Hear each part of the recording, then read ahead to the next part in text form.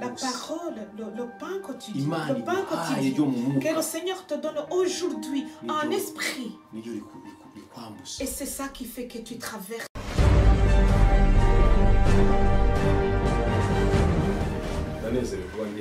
Je suis très heureux d'être parmi vous. C'est une grande joie vraiment pour moi. Comme notre frère Job l'a dit, aujourd'hui c'est le Seigneur qui a permis que ce jour existe. Dans tous les programmes que j'avais ici, je ne pensais pas à lui. Ça faisait vraiment un bout de temps qu'on ne se voyait pas, quelques années. Mais à cause des projets du Seigneur, j'ai commencé à parler à un autre frère qui s'appelle Mathieu. C'est quelqu'un avec qui on était toujours ensemble à la chorale au Rwanda. Et je lui ai dit que je suis arrivée en Belgique. Elle m'a dit, mais depuis quand tu es déjà en Belgique? Parce que personne n'a été au courant que je suis venue ici. Et venir ici, c'est vraiment encore un autre niveau. J'ai parlé aux gens. Je me suis promenée dans un quartier à Matonge ici. Et j'ai regardé des gens. Et je me suis dit, est-ce que ces gens, ils ont vraiment pris l'avion? Ils sont venus à pied. Parce que j'ai été prise de compassion et de pitié. Mais les gens qui sont vraiment énervés. J'ai vu quelqu'un et il était dans un état lamentable et ça m'a fait très mal. Et je lui ai dit, mais est-ce que cette personne, les gens ils se disent, nous avons quelqu'un de la famille qui a alors que la personne est déjà libre. Et ça m'a fait très mal. Et j'ai entendu une voix au fond de moi. Même si au Rwanda tu étais comme un petit lézard, quand tu ne peux pas être en Belgique et devenir un crocodile.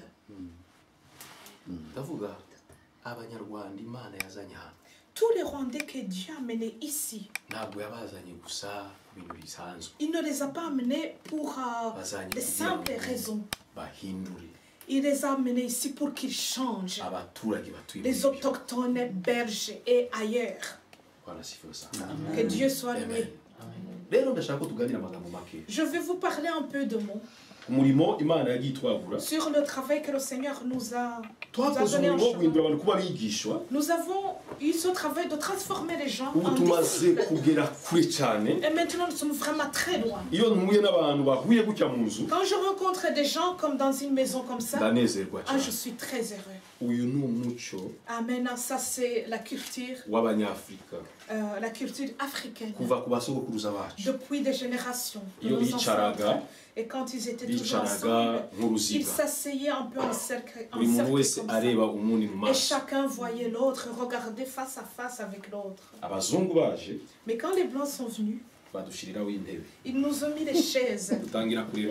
Et on a commencé à se regarder dans la nuque. Et je parlais de lui en lui disant, c'est mon frère en Christ.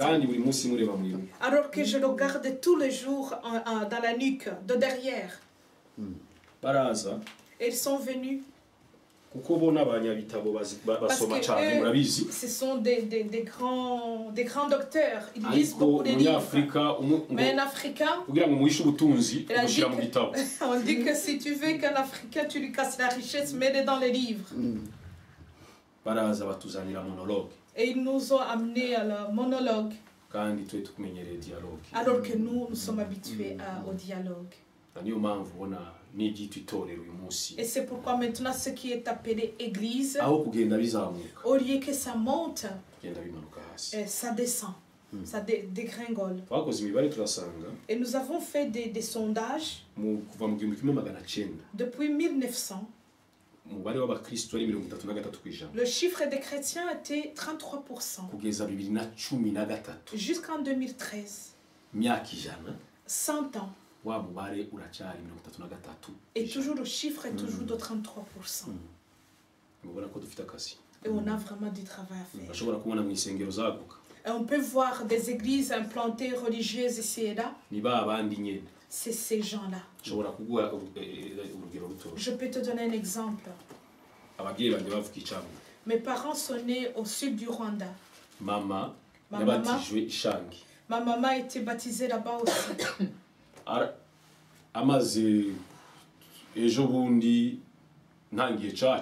Et quand j'ai commencé l'église, elle a été baptisée. Et quand elle a déménagé chez ma sœur, et ma sœur, puisqu'elle est prise à l'église pentecôtiste, elle est devenue chrétienne à l'église pentecôtiste. Et c'est toujours la même maman, elle n'a pas changé. Qui est catholique, l'église catholique la prend pour et moi je l'ai pris comme membre de mon église aussi. L'église pentecôtiste elle a pris aussi comme membre de leur église. Mais elle est toujours la même. Il n'y a rien qui a changé. Et Dieu veut que nous transformions les membres en disciples afin qu'ils puissent devenir des disciples aussi. Mais sinon on va toujours continuer à faire toujours la même chose. Et j'ai visité plus ou moins 2 endroits. Et il y a une église où j'ai prêché. Et quand j'ai vu, il n'y avait que des Rwandais. Quand j'ai regardé, aucun autochtone, aucun belge qui était là-dedans. Et je me suis dit, qu'est-ce que vous êtes venu faire ici? Donc vous avez ramené le Rwanda ici en Belgique. Mais voilà, et alors vous pouvez retourner au Rwanda, même si vous voulez manger chez vous. Et quand j'étais dans une autre église, c'était que des Congolais. Et je disais, est-ce que Dieu vous a amené ici afin que les gens ici, apportent la bonne nouvelle et qu'ils quittent la foi pour que nous puissions les réveiller. Et maintenant, si on ne le fait pas,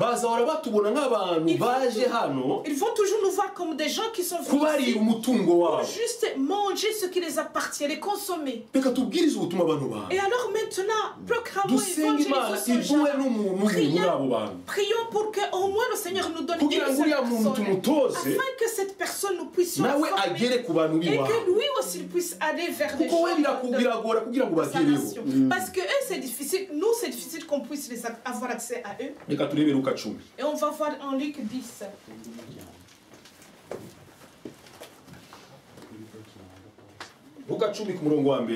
Luc 10, premier verset.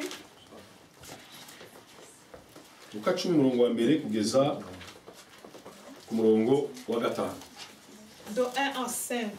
Luc 10, 1 à 5. Et on va aller un tout petit peu. Et on va voir, on va lire de 1 à 5. Et puis après on va regarder aussi le 9e verset. Et ça c'est le chemin qu'on va regarder tous ensemble. Comment Jésus a commencé son ministère avec les disciples. Parce qu'à chaque fois que nous allons faire quelque chose que Jésus n'a pas fait, on va toujours tomber dans les mêmes erreurs et dans les mêmes fautes que les autres. Hier soir, je me suis couché, il était 4 h du matin. J'étais en verse et les gens étaient là, ils se venaient de Nantes. Et les gens disaient, nous, on n'est plus dans ces religions-là. Et nous, maintenant, on est en train de prendre et de prêcher la parole de Dieu. Et quand je les ai regardés comment c'était, quand j'ai analysé, et je me suis dit, vous savez ce qui s'est passé chez vous? Vous avez quitté la religion. Et vous êtes venu créer une toute autre mauvaise religion que celle que vous avez abandonnée. Le problème qu'il y a, ce n'est pas de se rencontrer comme ça dans la maison, ou alors de se rencontrer ici et là dans d'autres bâtiments. Le problème, c'est ce qui est en train de se passer. Quand les gens se rencontrent, pour que quelqu'un puisse vendre cette eau-là, cette eau minérale, la première chose où il a mis la force, c'est quoi? Entre l'eau et la bouteille. C'est la bouteille. Entre l'eau et la main. c'est la bouteille. Et qu'est-ce qu'il y a la valeur entre la bouteille et l'eau? C'est de l'eau. Parce que quand on termine l'eau, la bouteille, on la met à la poubelle. Alors que l'eau, nous le gardons en eau. Et la bouteille, on envoie à la poubelle. Et le problème avec les religions, ils ont mis la force sur l'embouteillage. Oh, pardon. Sur l'enveloppe. Amener de l'argent pour que nous construisons pour le Seigneur. Et on met la force sur ce qui est de l'extérieur. Sur cette enveloppe-là, on va y mettre beaucoup de force. Et ça peut prendre des millions de dollars pour qu'ils puissent construire cette maison de temple.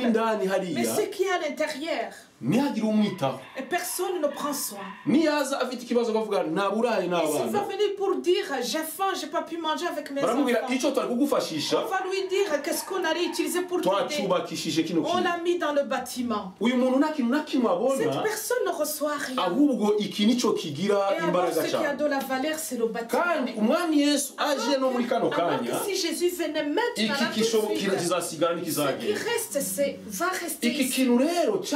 Et ce bâtiment est devenu une sorte d'idole en d'autres termes. Et quand les gens ne voient pas les grandes bâtisses, et une fois que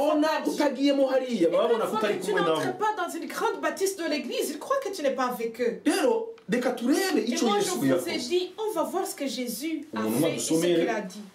Nous allons lire en Luc 10 de 1 en 5. Je lis au nom de Jésus. Après cela, le Seigneur désigna encore 70 autres disciples et les envoya devant lui, 2 par 2, dans toutes les villes et dans tous les endroits où lui-même devait aller. Il leur dit, la moisson est grande, mais il y a peu d'ouvriers. Priez donc le maître de la moisson d'envoyer les ouvriers dans sa moisson. Allez-y, je vous envoie comme des agneaux au milieu des loups. Ne prenez ni bourse, ni sac, ni sandales, et ne saluez personne en chemin. Dans toute maison où vous entrerez, dites d'abord que la paix soit sur cette maison. Amen. Amen. Alléluia. Amen. Vous voyez que Jésus, il a utilisé des mots assez durs quand il parlait à ses disciples. En deuxième ligne, il a dit, la moisson est grande, mais il y a peu d'ouvriers. Priez donc le maître de la moisson d'envoyer des ouvriers dans sa moisson. Et si Jésus ne parlait pas des chrétiens ou des païens, non. Je vais vous dire une chose. Toi qui es présent ici,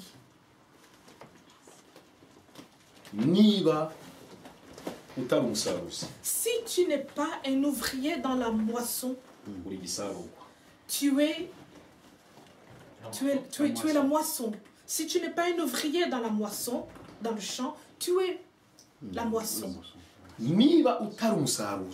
Si tu n'es pas le moissonneur, tu es la moisson. Merci mon frère. On ne dit pas moi je suis chrétien, moi je suis à l'église. Il a dit la moisson est grande. Même dans les moissons là, ils se rassemblent. Même cette moisson va à l'église tous les dimanches. Et la moisson donne les offrandes chaque fois qu'on leur demande. Et la moisson fait tout ce qu'on leur demande de faire. Mais Jésus a dit, la moisson est grande. Mais les moissonneurs sont très peu. Et demande le maître des moissons pour qu'ils envoient les moissonneurs dans la moisson. Mais il faut voir alors, et si je suis ici, qui suis-je? Suis-je la moisson? Suis-je le moissonneur? Et si tu es la moisson, et que Dieu te vienne en aide pour que tu puisses être le moissonneur. Parce que la moisson est grande, mais les moissonneurs sont très peu. Et Dieu veut que Il veut les moissonneurs. Et quand on regarde tout autour de nous, tout le pays est rempli de la moisson. Mais les moissonneurs sont très peu. Et il les a dit,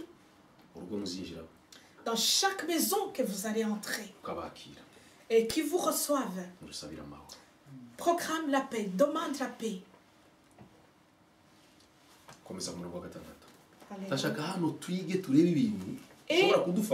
Et je veux qu'on puisse vraiment apprendre des choses qui peuvent nous aider. Et si tu es la moisson, commence à voir la stratégie que tu vas utiliser pour que tu deviens le moissonneur dans le royaume de Dieu. Le problème qu'on a souvent, j'étais en train de parler à une dame à qui j'ai rencontré récemment. Elle m'a dit ceci. Moi j'ai croisé des gens dernièrement. Elles m'ont dit que tu es vraiment dans la joie. Et alors ils m'ont dit, mais oui, je suis joyeuse parce que je viens de l'église. Et moi je les ai dit, venez aussi à notre église. Et je lui ai demandé, et c'est où dans la Bible où c'est marqué que dans les lectures d'inviter les gens à venir dans l'église. Mais la Bible nous dit ceci. En Matthieu 23:15. Vous allez avoir des soucis hypocrites, puisque vous êtes en train de marcher dans les montagnes et dans les vallées, en train de chercher une personne que vous allez convertir pour qu'il devienne votre disciple dans votre religion, plutôt pour qu'il devienne membre de votre religion. Et quand cette personne change et il devient l'enfant de la Guéhenne, 2 fois plus que ce que vous êtes. Jésus ne veut pas que nous prenions les gens pour que nous les amenions dans notre propre église. Jésus veut que nous transformions les gens, devenir ses disciples, et qu'eux aussi puissent changer les autres à devenir ses disciples. Et c'est pour ça qu'il a envoyé ces deux par deux. Et il les a dit que dans chaque maison vous allez entrer, demander la paix. Et il se trouve là un homme de paix. Votre paix reposa sur lui, sinon elle reviendra sur vous. Restez dans cette maison, mangez et buvez ce qu'on vous donnera, car l'ouvrier mérite son salaire. N'allez pas de maison à maison dans toute ville. Pardon. N'allez pas de maison à maison. Dans toute ville où vous entrerez, où l'on vous accueillera, mangez ce qu'on vous offrira. Guérissez les malades qui s'y trouveront et dites-leur, le royaume de Dieu s'est approché de vous. Amen.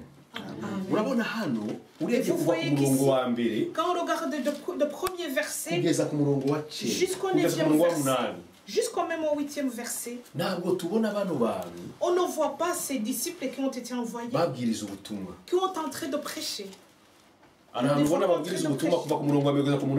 Est-ce que du 1er au 8e verset, vous les avez vus prêcher? Mais au 9e verset, ils les ont dit, qu'est-ce que vous allez faire? Guérissez les malades. Et leur dit que le royaume de Dieu s'est approché. Vous comprenez que du premier verset au 8e verset, Jésus donnait des stratégies pour qu'on puisse avoir un homme de paix. Chercher un homme de paix dans ce village. Tu ne peux pas travailler, être au service de Dieu, en train de transformer les gens, devenir des disciples. Si Dieu ne t'a pas donné un nom, parce que ceux qui ne croient pas non plus la foi ne peuvent pas changer, être des disciples. Le problème qu'on a et le problème qu'on a toujours, et quand on commence le travail du Seigneur, nous commençons par la salle d'abord. On cherche d'abord le matériel. Et on commence à chercher les chaises. Et on commence à mettre la guitare, on commence à mettre le keyboard, on commence à mettre les tambours. Et quand on commence à chanter, et les gens entrent. Et toutes ces personnes qui viennent, ce sont comme des moutons, des chèvres. Des chèvres. Oui, pardon, ce sont des chèvres. Et ces chèvres-là, quand ils rentrent, et on essaie de les transformer en disciples du Christ, ça ne peut pas marcher. Ça ne va pas marcher. Parce que Jésus ne l'a pas fait. Et lui, il a dit, allez-y. Et quand on lit le premier passage, il dit, demandez, suppliez, suppliez, priez, demandez, suppliez pour que le maître de la moisson, pour qu'il vous envoie un homme de paix qui est sur place. Du 1er au 8e verset, il est en train de les enseigner comment créer la convivialité, pour qu'ils puissent créer une relation conviviale avec les gens qu'ils vont choisir, pour qu'ils puissent manger ce qu'ils vont vous donner, buvez ce qu'ils vont vous donner, mais créer une relation, créer une convivialité entre vous. Et vous ne pouvez pas amener quelqu'un à Christ alors que vous n'êtes pas encore en bonne relation, un ami. Et on nous a mal enseigné. Tu peux rencontrer quelqu'un alors que tu ne le connais même pas. Et quand tu commences à parler de Jésus, tu le bombardes de Jésus.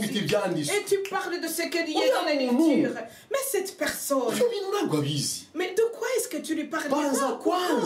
Mais crée d'abord une relation d'amitié. Mais si tu veux créer un membre d'une église, de la religion, et tu vas les balancer de ce qui est écrit, et si tu es éloquent, que tu sais bien parler, les gens, ils vont être heureux de ce que tu dis, ils vont te suivre, mais ça va être des chèvres qui te suivent.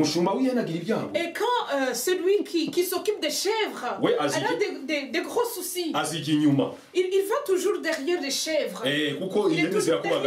Parce que les chèvres ne se tiennent jamais en place. Mais quand tu es un berger de moutons, et il va devant, mais pour les chèvres, il est déjà derrière comme ça. Et quand Jésus vous dit créer une relation de convivialité, et quand tu crées une amitié solide, et là maintenant tu vas savoir qu'est-ce qu'ils ont besoin. Et quand tu sauras le problème qu'ils ont, et tu vas commencer par ce problème.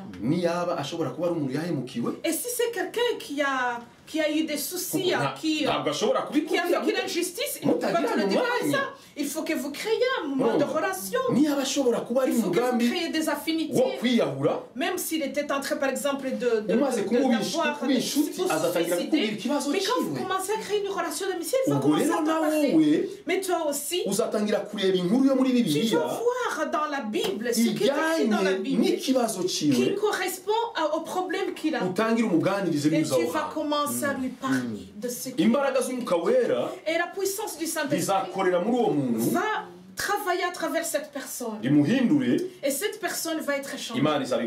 Et Dieu t'aura donné un disciple déjà. Et tu vas continuer à l'aider, à l'enseigner. Et tu seras devenu un moissonneur. Et toi aussi tu auras déjà acquis un autre moissonneur. Même si ça va te prendre un an. Mais si Dieu t'a donné une personne et qui est digne, et qui est capable de changer l'endroit où il habite. Amen. Amen. Alléluia. Amen. Est-ce qu'on est toujours ensemble? Je voudrais vraiment que nous puissions comprendre comment Jésus opérait, travaillait. Nous avons toujours travaillé en dehors de ce que Jésus a fait. On a eu tellement de chèvres et on a eu très peu de moutons. Et demain, et là, les conflits commencent entre nous. Au lieu de nous aider, de nous aimer, et comme la parole nous dit, c'est là où le monde saura que vous êtes mes disciples. Et c'est maintenant le monde qui vient nous aider, qui vient nous réconcilier. Et le monde, au lieu de nous voir comme un bénéfice. Et nous allons demander des choses au monde. Amen. Amen. Et on va voir Jean 14. Jean 14, 23. Jean 14, 23, et quand on termine, quand tu auras fini.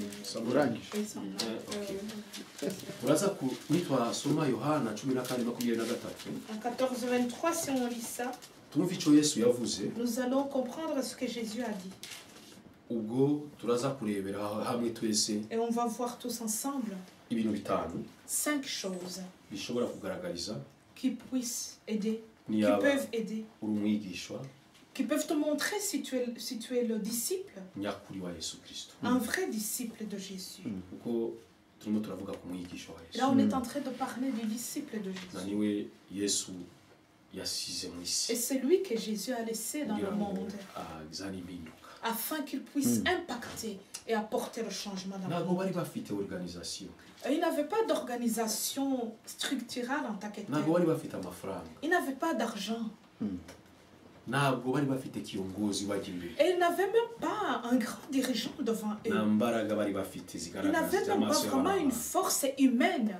Mais quand vous allez lire dans ce qui est écrit en Actes des Apôtres 17, verset 6, la Bible nous dit que ceux-là qui ont changé le monde, ils sont arrivés ici. Mais nous avons tout. Nous avons les dollars. Nous avons des organisations. Nous avons des voitures. Mais nous n'avons pas Saint-Esprit.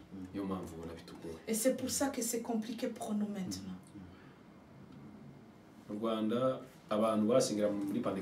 Au Rwanda, des gens qui priaient à une église pentecôtiste, ils disaient nous sommes des pentecôtistes. On disait nous sommes des gens spirituels. Et un jour je parlais à un pasteur qui me dit ce sont des églises, des sectes. Mais je lui ai dit, mais c'est toi qui diriges le plus grand secte. Si tu étais vraiment dirigé par le Saint-Esprit, pourquoi ce qui s'est fait ce dimanche? Pourquoi c'est ce qui est fait toujours l'autre dimanche? Et le dimanche suivant? Ainsi de suite. Ça montre qu'il n'y a pas Saint-Esprit. Parce que ce sont des gens qui ont mis des structures. Et ils se sont couverts de cet habit qu'ils ont appelé Saint-Esprit. Et je les ai dit, vous êtes en train de voir tout ce qui se passe. Soyons des disciples de Christ. J'ai été béni dernièrement. Et j'étais vous voyez en fait l'église pentecôtiste au Rwanda, c'est une des plus grandes églises. Et j'ai été béni par le Seigneur. Et j'en parlais à un frère. Et j'ai été invité pour que je puisse rencontrer les autorités pentecôtistes, ceux qui ont été mis en prison récemment. Et ils m'ont invité dans leur nouvel hôtel. Et il y a un missionnaire suédois qui a déjà compris vraiment la bonne nouvelle. Et on s'est rencontrés à Addis Abeba en Éthiopie. Et puis on s'est rencontrés à Nairobi au Kenya. Et il m'a dit, Justin, j'aimerais bien venir au Rwanda. Et j'aimerais bien pouvoir parler avec ces gens-là. Et je les ai dit, oui, le fait que je partirai avec ta carte sous ton nom. J'ai dit, j'ai toujours prié, mais je ne savais pas comment ça allait se passer. Maintenant que j'ai ta carte, que j'ai ta parole, je pourrais y accéder.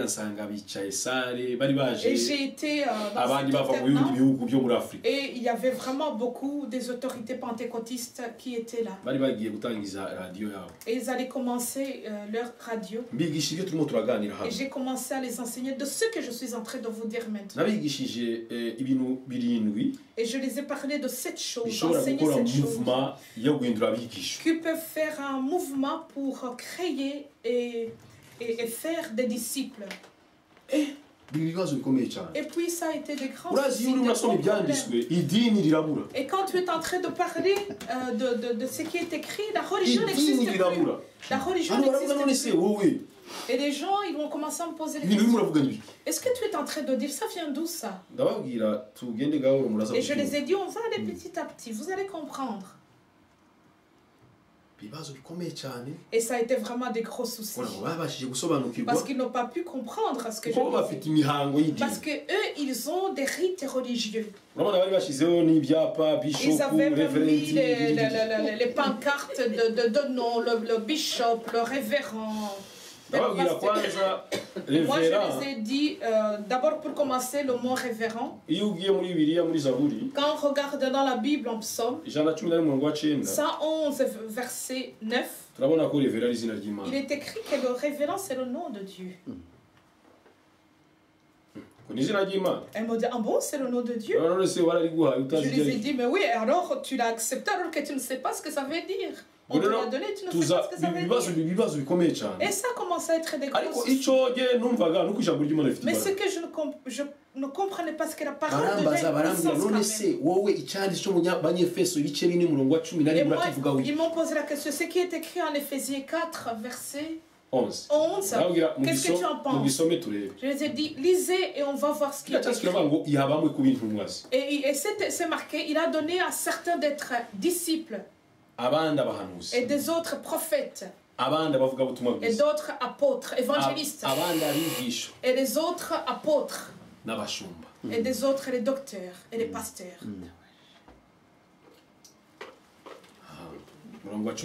Et 11. Éphésiens 11. Afin que les saints, qu'ils puissent être, je vais lire, afin qu'ils puissent être instruits à faire le travail, à donner ce qui est de Dieu et de garder le corps du Christ. Et je les ai posé une question. Et je les ai dit ici au Rwanda. Les équipes qui sont fortes, qui jouent au foot, vous pouvez me les... Ils ont dit c'est le APL et le Rayon Sport. Et si on te parlait de ce grand stade au Rwanda, et si on demandait à l'entraîneur de l'APR et l'entraîneur du Rayon Sport, donc c'est eux qui vont être là-dedans.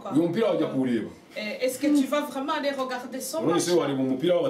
Et on a dit, est-ce qu'on peut regarder un match pour des entraîneurs? Mais le foot est bien quand les joueurs sont en train de jouer. Et je les ai dit, ce qui est écrit en Éphésiens, que Dieu a donné aux gens les dons d'être. Afin qu'ils puissent être les entraîneurs des saints. Afin que les saints puissent travailler. Mais vous êtes des entraîneurs et vous jouez en même temps. Et c'est pour ça que votre match n'a pas de goût, il est fade. Mais le foot va être bien mouvementé quand maintenant les joueurs vont être sur le terrain. Et ils m'ont regardé comme ça. Et ils m'ont dit, où est-ce que tu as appris la théologie? Et je les ai dit, j'ai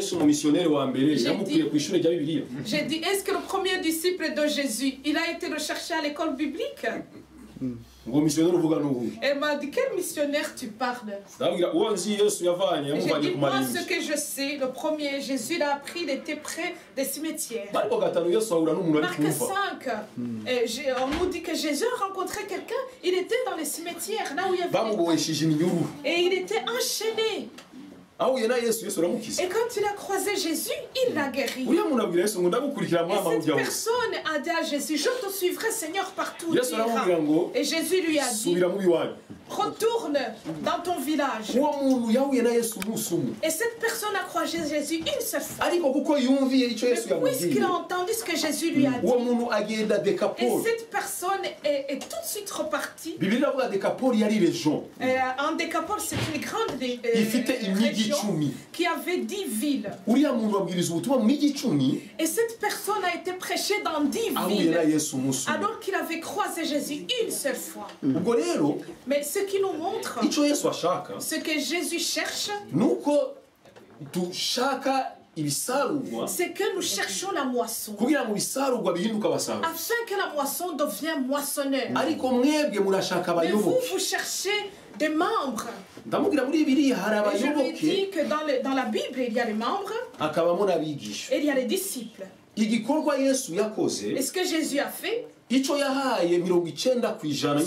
donné de 90% de son ministère, de ce qu'il faisait. Vous vous le donnez à 2%. Est-ce que Jésus a donné à 10% ou à 2%? Vous vous le donnez la valeur de 90%. Nous, ce que nous regardons souvent,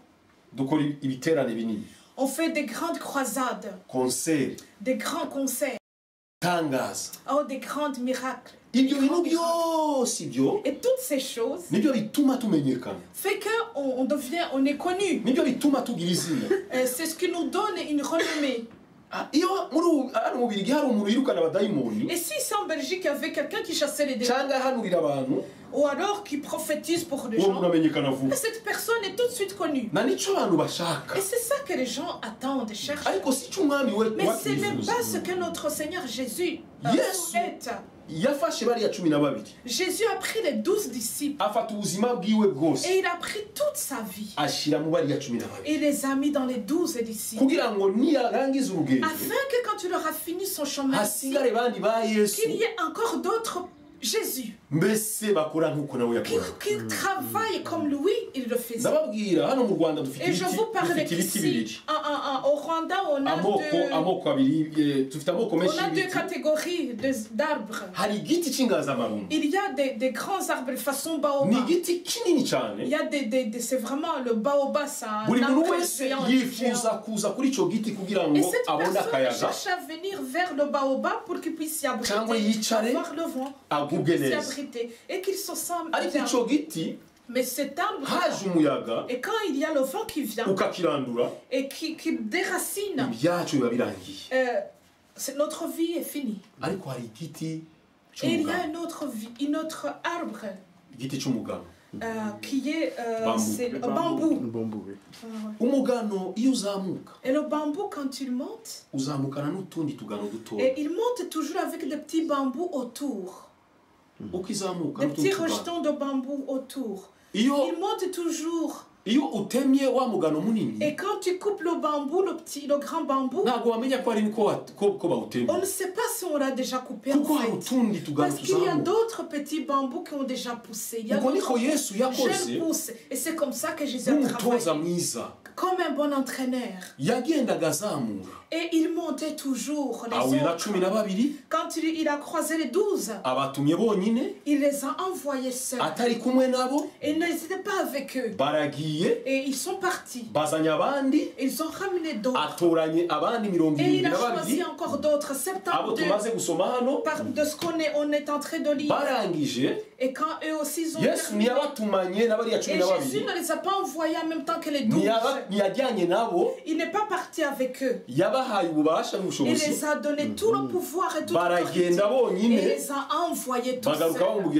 Et ils sont revenus et ont dit, même maintenant les démons nous écoutent, comme ils t'attendaient, comme ils t'écoutaient. Pierre ne faisait pas partie de cette bande. Jésus ne faisait pas partie de ces autres disciples. Mais ce que Jésus les a donné, les avait dit, puisque c'est leur maître, ils ont entendu ça et ils ont fait pareil. Le problème qu'on a maintenant dans les religions, c'est le contrôle. Je vais te dire autre chose. En tout temps, Quand tu vas entrer dans une bâtisse, dans un bâtiment, et vous voyez ce que je fais, est-ce que ça vous dit quelque chose? C'est une sorte de pyramide. Ici aussi. Et tout le monde entier, tous les royaumes, tous les gouvernements du monde sont construits de cette façon-là. Il y a toujours un dirigeant au sommet. Et ici, il y a toujours le simple citoyen.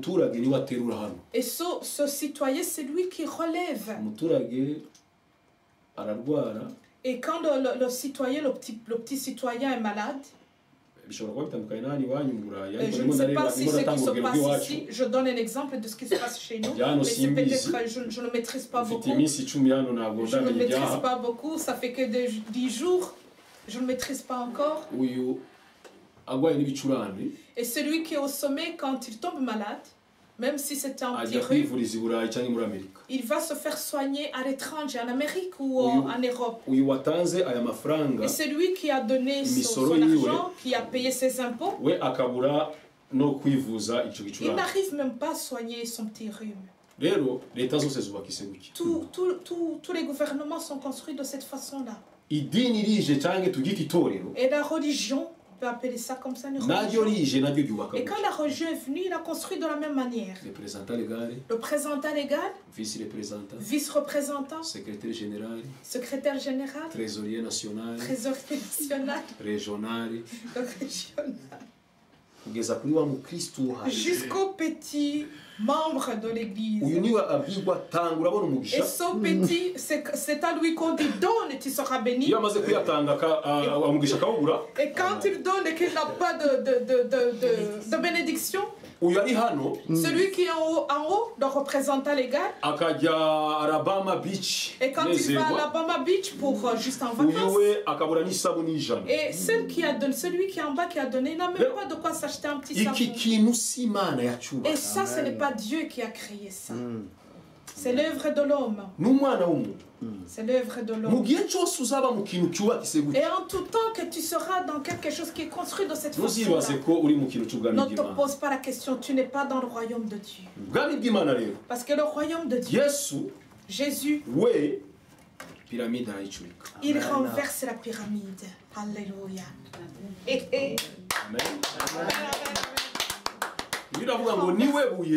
Il dit, c'est lui la pierre angulaire. Alléluia. Amen. Amen. Et ce Jésus qui est en bas, ce citoyen, celui qui a reçu le salut, il remonte, il est au-dessus. Et Jésus donne l'autorité, la force à ses disciples. Et il a donné aux prophètes l'autorité et la force. Il donne la force aux disciples, les disciples et les apôtres, afin qu'ils puissent être, pour que les saints puissent, afin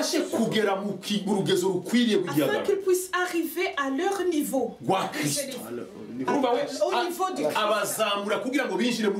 Jésus, il les remonte pour qu'ils entrent dans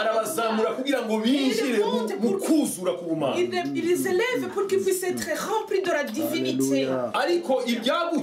Mais ce qui est comme ça, et eux, c'est eux qui font monter les autres.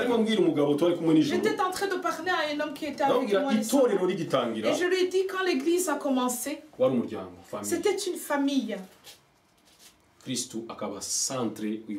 Et Christ était le centre de la famille. Et quand ils sont partis en grec, c'est devenu une philosophie. Et quand l'église est venue ici en Europe, et ce qui était l'église, c'est devenu la culture. Et quand c'est parti à Rome, et c'est devenu une institution. Et quand c'est allé en Amérique, et c'est devenu une entreprise. Vous regardez une chaîne de télévision chrétienne. On dit souvent sème Sème dans mon travail afin que tu sois béni, pour que Dieu te bénisse. C'est une entreprise, ils sont en train de faire du commerce. Quand c'est venu en Afrique, c'est devenu autre chose. Et ça a été toute une sorte de cafouillage. Mais nous devons prier l'Éternel Seigneur afin que nous puissions retourner à la fondation, nous trouver à l'église en tant que famille. Amen. Amen. Hallelujah. Amen. Birimo biraza. Absolument. Imana ishimwe cyane. Alléluia. Reka badusomere Yohana 14:23. En Jean 14, 23, il est écrit ceci. Je lis au nom de Jésus. Jésus lui répondit, si quelqu'un m'aime, il gardera ma parole et mon Père l'aimera. Nous viendrons vers lui et nous établirons domicile chez lui. Parole du Seigneur. Jésus dit, si quelqu'un m'aime, il va faire attention à ma parole. Moi et mon Père, on viendra vers lui. On viendra chez lui, on y fera domicile. Chez lui, on va établir notre domicile chez lui. Que Dieu soit loué. Il y a quelque chose qui me tombe très souvent. Quand quelqu'un te dit, je sais qui est Jésus. Mais quand tu le vois en train de prier, il est en train de se dire, oh Jésus, viens entrer en moi. Mais comment veux-tu qu'il entre en toi? Si tu l'as accepté, il est déjà en toi. Alléluia. Et qu'il sort, et qu'il revient encore, et qu'il ressort, et qu'il revient encore. Ce n'est pas comme les métros qu'on voit les gens entrer et sortent. Non, ce n'est pas de la même façon. Et quand quelqu'un m'aime et qu'il fait attention à ma parole, moi et mon Père, nous viendrons. Amen. Et on va faire domicile en lui. Et moi partout je vais, je sais que Christ est en moi. Et quand je suis dans l'avion, je ne peux pas commencer à crier pour dire au Seigneur, si je mourrais, et qu'est-ce qui va se passer? Et mon être qu'il s'en va vers toi. Et quand les Chinois entrent dans l'avion, ils commencent à prier pour dire au Seigneur, garde-nous. Si quelqu'un m'aime et qu'il prend soin de ma parole, qu'il prend soin de ma parole, et qu'il garde ma parole. Et quand Jésus est parti au ciel, il a dit à ses disciples des mots très difficiles et des mots qui ont du poids, qui ont la force. Matthieu 28, depuis 16 jusqu'au 20, du 16e verset. Et Jésus les a parlé des choses vraiment qui ont la force, parole. Et les a dit, allez dans le monde entier et change les nations, change-les en disciples. Baptisez-les au nom du Père, au nom du Fils et du Saint-Esprit. Et enseignez-les à garder tout ce que je vous ai dit de faire. De garder tout ce que je vous ai dit de faire. Et voici moi aussi, je serai avec vous jusqu'à la fin du temps. Amen. Amen. Et elle a dit, allez-y. Et nous on dit aux gens, venez. Et on commence même à créer des dons et des talents. Si quelqu'un sait bien s'habiller, et si quelqu'un sait bien sourire, et alors vous lui faites entrer. Vous avez un don de protocole. Et le don de protocole est quelque part dans la Bible, mes frères et sœurs. Alléluia. Et Jésus a dit, partez, allez-y. Et nous on dit aux gens, venez. Parce que nous avons déjà créé la pyramide, construit la pyramide. Et on commence à distribuer des dons et des talents. Mais au Rwanda, là, c'est autre chose. Je ne vous en parle pas. Au Rwanda, là, le corps du Christ est déjà distribué. Il y a les intercesseurs. Il y a les talentueux. Il y a les brancardiers. ce qui apporte les porteurs. Et il y a aussi des chrétiens de tous les jours, classiques. Mais ça, ce n'est écrit nulle part dans la Bible. Et Jésus, il dit, si quelqu'un m'aime, il va prendre soin, il va garder ma parole. Moi et mon Père, on viendra et on va habiter, on va établir notre domicile chez lui. Et je pense qu'ici, vous nous demandez plus Saint-Esprit pour qu'il vienne. Parce qu'il est déjà là. Et je pense que vous ne chantez plus Saint-Esprit revient parce qu'il y a plus de 2000 ans, Saint-Esprit est déjà là. Où est-ce que vous allez le faire venir? Il est déjà parmi nous. Il est parmi ceux qui ont cru. Et Dieu soit loué. Maintenant, vraiment, prends soin, garde la parole de Dieu. Comprends ce que Saint-Esprit parle, ce que Saint-Esprit nous dit. Et il y a beaucoup de serviteurs de Dieu, des servants de Dieu. Ils mentent à propos de la Bible, de la parole. Ils mentent à propos de la Bible. Et tu vois quelqu'un en train de se... qui dit, la Bible dit que si tu fais un pas, et Dieu va faire les 99 autres. Où est-ce que c'est écrit? Où est-ce que c'est écrit? Et les gens, ils commencent à dire Amen, ils sont remplis. Et ils sont remplis sur un mensonge. Et mes frères et sœurs, Dieu soit loué puisqu'il nous a donné sa parole, la Bible, afin que la vérité nous affranchisse. Parce que si nous connaissons la vérité nous affranchira. Amen. Et je vais parler de 5 choses. Parce que notre temps est en train de s'écouler. 5 choses sur lesquelles je vais parler. C'est vraiment les choses importantes dans ta vie. J'ai parlé et j'ai dit qu'être disciple, on ne peut pas l'apprendre comme ça dans une école. C'est un mode de vie, c'est un mode de vie de tous les jours. Et maintenant,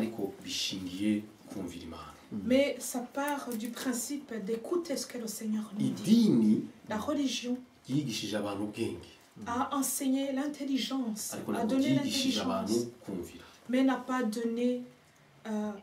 enseigné les gens de savoir écouter et obéir, obéissance. Merci. On va voir ensemble. Parce que Jésus est roi. Il est le roi de notre vie. Il s'est donné pour nous. En d'autres termes, il s'appelle Rabbi. Rabbi chez les Judéens, c'est quelqu'un qui a l'autorité. C'est quelqu'un qui a le pouvoir. Amen. Amen. Et notre Rabbi est notre grand rabbin, un professeur. Ici, ce n'est pas n'importe quel autre pasteur. Ce n'est pas quelqu'un qui a d'une grande renommée. Une personne d'une grande renommée. Et notre grand rabbin, c'est Christ. Ce Jésus, c'est lui à qui on apprend. Il y a quelque chose qui se passe au Rwanda maintenant. Et maintenant, les pasteurs, tous les pasteurs maintenant, on les appelle les daddies, les pères. Ah, c'est comme ça que c'est au Rwanda. On est chante. Quand ils entrent, c'est notre père, notre maman, daddy. Un jour, je parlais avec des personnes et je les ai donné ce qui est écrit en Matthieu 23 où Jésus, où c'est écrit n'appelle personne votre père. Et j'ai parlé à une maman et quand le pasteur est passé, une dame qui était là m'a dit c'est mon daddy. Il me l'a présenté, c'est mon daddy. Et moi je lui ai dit ok. Et je lui ai dit mais écoute bien chère madame, Dieu n'a pas de petits enfants. Dieu a des enfants. Si lui est un enfant de Dieu, Et s'il est ton daddy à toi, ton père à toi, donc ça veut dire que toi tu deviens le petit enfant de Dieu. Et Dieu n'a pas de petits enfants. Dieu a des enfants. Si lui c'est un enfant, et toi aussi tu es un enfant. Et la Bible nous dit en Jean de ce qu'il fait. Tout ce qu'on crée en lui. Il les a donné le pouvoir de devenir enfants de Dieu. Amen. Et alors je lui ai dit, nous sommes tous les enfants de Dieu. Il est écrit nulle part dans la Bible où c'est écrit que Timothée, qui appelle Paul Daddy, mon père. On voit Paul qui appelle Timothée mon enfant. Mais en même temps, il ne l'appelle pas enfant en tant que tel. Parce que Paul était une personne relativement âgée. Et Timothée est un jeune garçon. Mais Paul avait déjà compris ce que Jésus avait enseigné. Et ce qui a fait, ces gens-là ont impacté, faire trembler le monde. C'est parce qu'ils avaient le même esprit. Ils avaient le même message. Mais aujourd'hui, on a plusieurs esprits. On en a plein, des tonnes de Saint-Esprit. Même des façons de croire, des doctrines différentes. Et nous sommes en train de dire que nous allons changer le monde. À moins que nous allons y arriver, si nous arrivons tous à la fondation d'obéir à Christ. Ce que Christ met en nous, qu'on puisse le donner aux autres. 5 choses. La première, être un véritable disciple, c'est obéir le maître. Sans ambiguïté. On va voir ce qui est écrit. Matthieu 17. Matthieu 17, 17. Matthieu 17, 27. Il est écrit ceci, je lis au nom de Jésus. Cependant, pour ne pas les choquer, va au lac, jette la maçon et tire le premier poisson qui viendra. Ouvre-lui la bouche et tu trouveras de l'argent. Prends-le et donne-le leur pour moi et pour toi. Amen. Amen. Amen. Vous avez vu, Jésus a grandi dans une famille de menuisiers. Il savait vraiment comment faire les choses, les chaises, les fenêtres, les portes. Mais tout ce qui était lié à la mer, il ne connaissait pas. Mais Pierre, lui, il était vraiment assez fort à ce qui concerne la mer. Et il y a beaucoup de gens qui sont nés ici près du lac Kivu. Moi, je suis née près de la Tanganyika, au Burundi, et on a mangé des petits poissons qu'on trouve là-bas. Et c'est qui a déjà trouvé de l'argent dans la bouche d'une et ici il y a les mamans, mais ici aussi il y a les hommes qui préparent à manger. Qui a déjà trouvé parmi vous de l'argent dans la bouche d'un poisson? Est-ce que cela est possible? Je ne pense même pas qu'il peut garder ça et rester en vie. Mais écoute alors ce que Pierre, le disciple de Jésus, parce qu'il avait appris du Christ, Jésus-Christ. Et il a dit cependant, je sais très bien que dans un poisson, il ne peut pas y avoir des pièces de la monnaie. Mais puisque moi je viens de le dire, je vais vraiment le prendre, avoir la foi que ça va arriver aveuglement. Et je vais le mettre à moi aveuglement, le croire aveuglement. Parce que c'est le roi qui l'a dit. Et je vais le faire. Amen. Que Dieu soit. Tu ne peux pas dire que tu crois en Jésus et que tu es un disciple de Jésus si tu n'es pas à son obéissance. Et quand Jésus dit, Si quand Jésus parle, même si cela peut mettre ta vie en danger, peut paraître, fais-le. On va parler, on va prendre sur la vie des soldats. Oui, les soldats. Mais vraiment dans la vie de tous les jours. Quand le commandant, quand il parle au soldat et à n'importe quel soldat qui est un officier qui parle à un sous-officier, cette maison, donc dans cette maison, je ne veux pas qu'il y ait une vie dans cette maison. C'est l'officier qui parle à un sous-officier. Ce sous-officier ne veut pas dire qu'il y a des enfants. Il ne va rien dire. Il va suivre l'ordre du commandant. Oui, il va suivre l'ordre du commandant. Vous savez, les soldats suivent toujours les ordres. Et ils doivent faire, puisque c'est le commandant qui a parlé. Et nous aussi, nous avons notre commandant et c'est notre Jésus. Et quand Jésus a dit à Pierre, et la police des impôts cherchait à ce qu'il y ait des impôts. Et Jésus n'avait pas de l'argent sur lui. Et il a tout de suite ordonné. Il a ordonné à un poisson. Et il a pris les impôts en lui. Et il a été voir Pierre. Il lui a dit, va prendre la maison, mets la maison. Et le premier que tu prends, tu ouvres la bouche et tu trouveras l'argent pour les impôts. Amen. Amen. Et comme un disciple de Jésus, la première chose, c'est l'obéissance. L'obéissance est à l'aveugle. Même s'il te parle et qu'il te dit, va d'abord plus haut sommet de cet étage-là. Et toi, on va te dire qu'il y a quelqu'un de très méchant là-bas. Mais puisque c'est lui qui t'y envoie, il va te garder là-bas. Amen. Deuxième chose, de retenir l'enseignement. Garder l'enseignement de celui qui t'enseigne. Il y a des gens qui disent qu'on a accepté Jésus dans notre vie.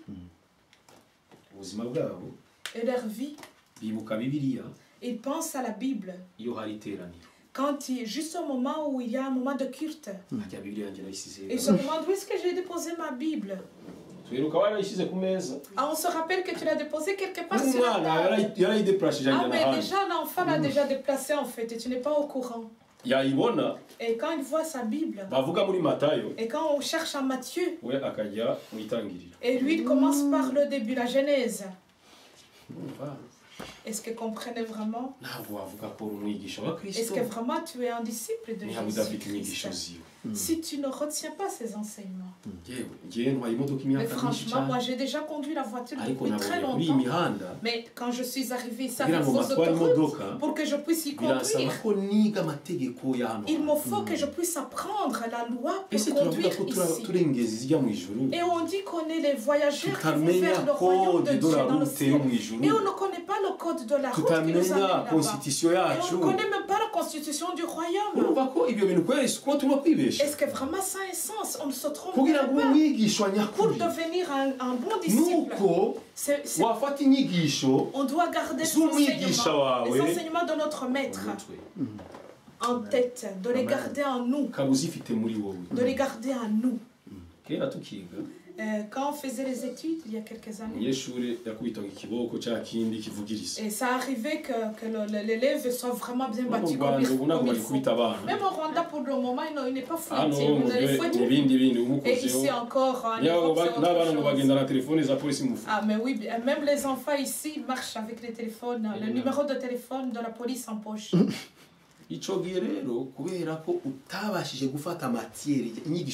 À ce moment-là, si tu n'avais pas bien retenu les enseignements du professeur, et les autres, quand les enfants, le maître demandait, et toi, tu fouillais, tu te cachais.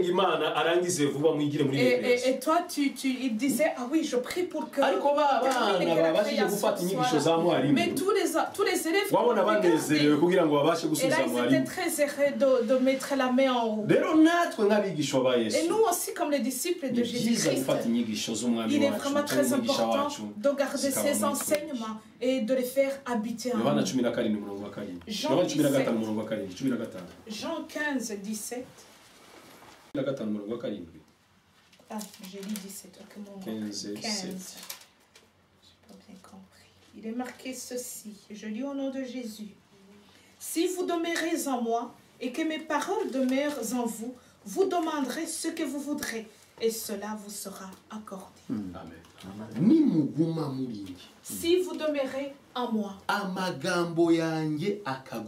et que ma parole demeure en vous, demandez tout ce que vous voulez et je vous l'accorderai. Tu n'es pas en lui. Et sa parole n'est pas en toi. Et sa parole n'est pas en toi. Et qu'est-ce que tu vas demander quand tu vas prier? Et c'est ça les prières qu'on fait tous les jours. Et les prières qui vont plutôt vers nous, vers ce qui est humain. Et ces prières qui vont vers nos désirs.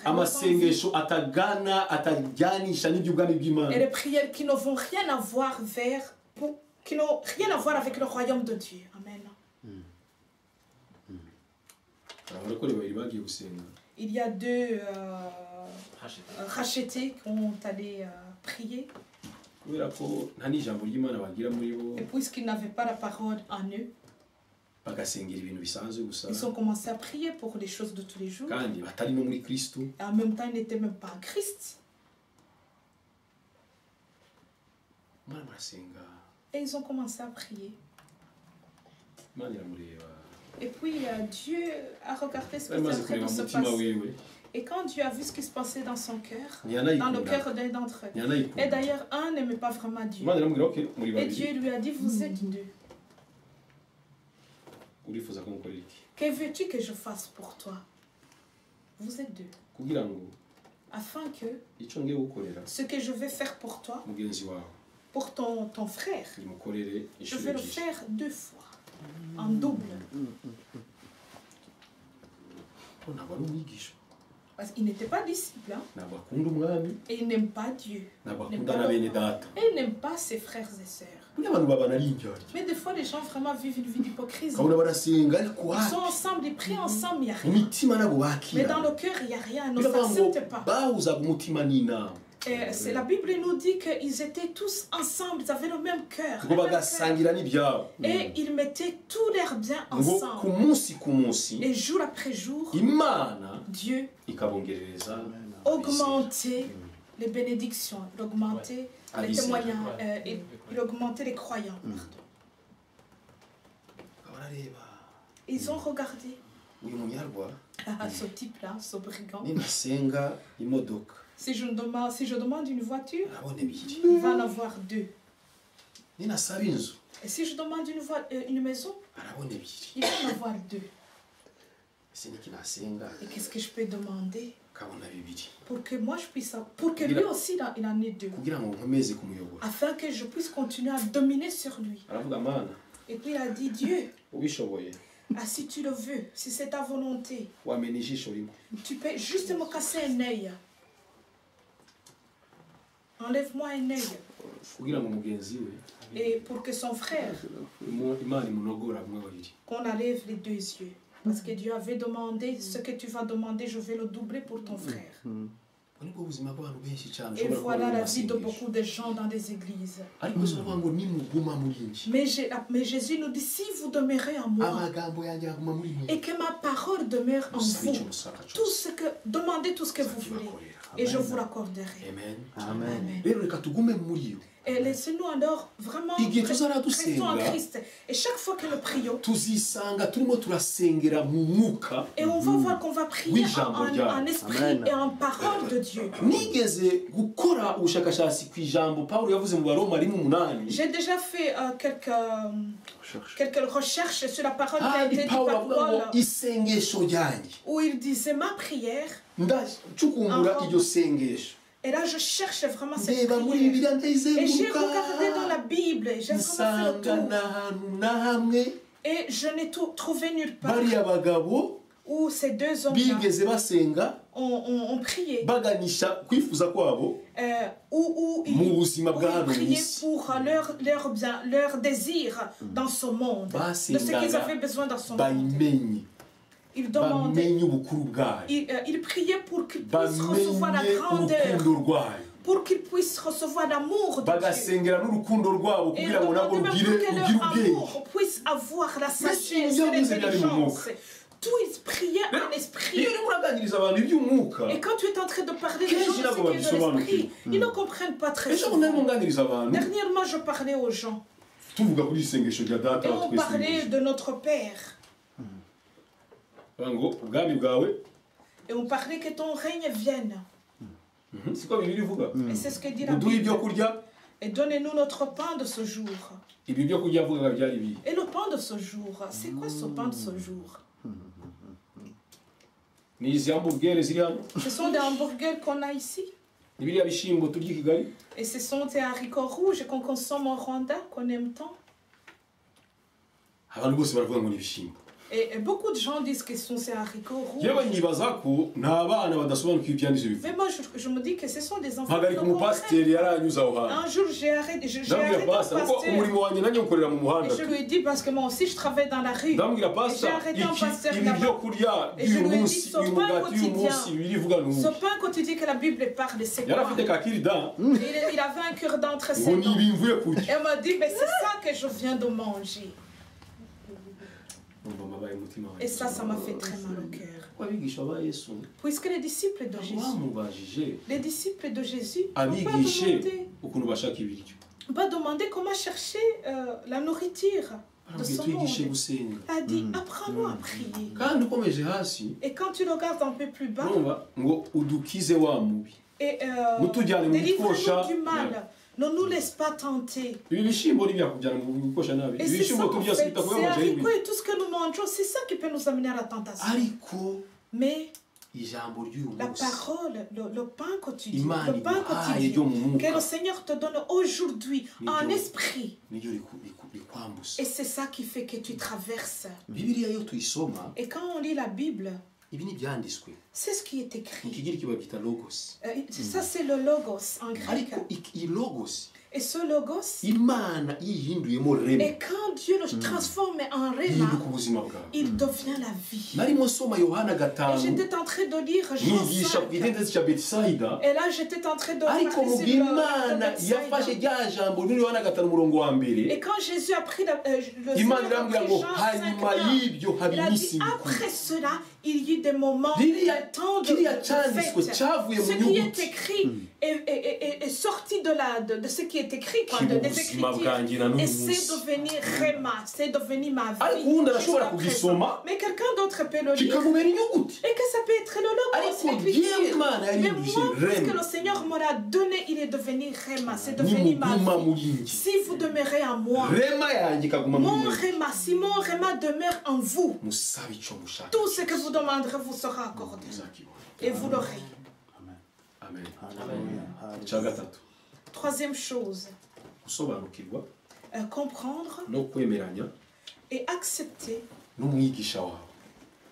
Comprendre et accepter, être en accord avec le maître sur l'Ancien Testament et le Nouveau Testament. Parce que maintenant, les choses se sont mélangées.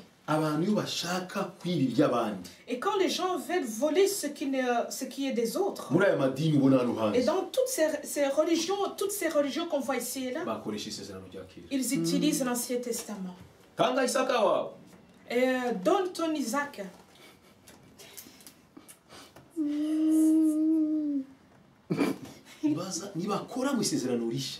Il ne va pas prendre de l'Ancien Testament.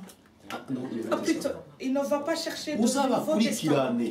Et essaye de les comprendre. Et quand ils veulent s'accaparer de ce qui est aux autres, quand ils veulent manipuler les gens, ils utilisent toujours l'Ancien Testament.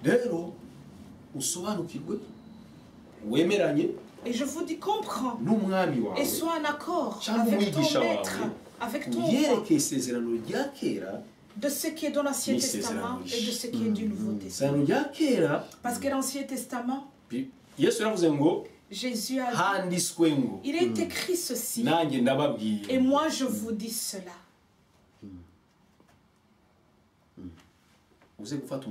Prends le temps. Et lis Matthieu 5, tout le chapitre.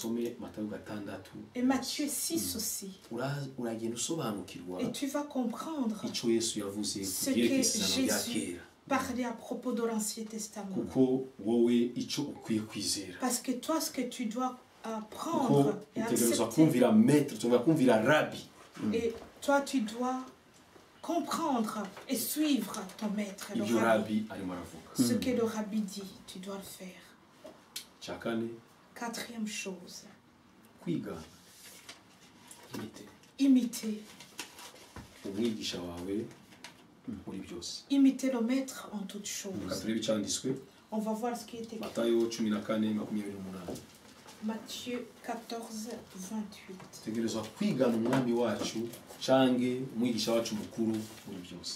Matthieu 14, 28. Même si on ne comprend pas, mais on doit toujours imiter notre maître. Ce qu'il a dit, c'est ce que nous devons faire. Matthieu 14, 28. Il est écrit ceci, je lis au nom de Jésus.